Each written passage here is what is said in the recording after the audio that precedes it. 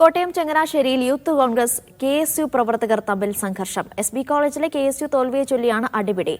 Youth Congress block president Dennis Joseph മർദ്ദിച്ചെന്ന് KSU ആരോപിച്ചു. KSU നേതാവ് ജേക്കബ് ജോസഫാണ് ആക്രമണത്തിന് പിന്നിലെന്നാണ് യൂത്ത് കോൺഗ്രസ് ആരോപിക്കുന്നത്.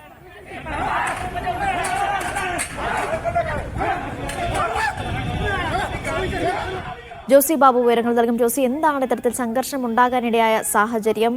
ഇപ്പോൾ സ്ഥിതിഗതികൾ ശാന്തമാണോ? അനീഷ, കോൺഗ്രസിലെ ഗ്രൂപ്പ് പോര് KSUയിലേക്കും യൂത്ത് കോൺഗ്രസിലേക്കും കടന്നു എന്നതാണ് ചങ്ങനാശ്ശേരിയിലെ പ്രശ്നങ്ങൾക്ക് കാരണം. SB കോളേജിലെ യൂണിയൻ തെരഞ്ഞെടുപ്പുമായി ബന്ധപ്പെട്ടുകൊണ്ടുള്ള പ്രശ്നങ്ങളാണ് സംഘർഷത്തിലേക്ക് നയിച്ചത്. KSUവിന് യൂണിയൻ ഭരണം നഷ്ടമായി. തിരുവഞ്ചൂർ KC ജോസഫ് പക്ഷക്കാരായ യൂത്ത് കോൺഗ്രസ് KSU നേതാക്കൾ തമ്മിൽ തല്ലുകയായിരുന്നു.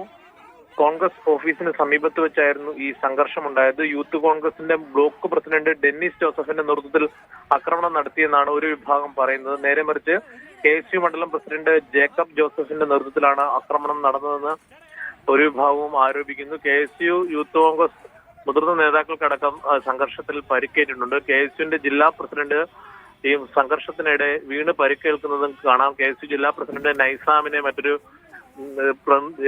പ്രവർത്തകൻ തള്ളിയിടുന്നതും ദൃശ്യങ്ങളിലുണ്ട്. എന്തായാലും വലിയ രീതിയിലുള്ള സംഘർഷ സമാനമായ സാഹചര്യമാണ് ഉണ്ടായിരുന്നത്. എന്തായാലും നിലവിൽ പോലീസ് കേസൊന്നും എടുത്തിട്ടില്ല. പരാതി ഉണ്ടായാൽ കേസെടുക്കുമെന്നാണ് ചങ്ങനാശ്ശേരി പോലീസ് അറിയിക്കുന്നത്. അനീഷ. ശരി.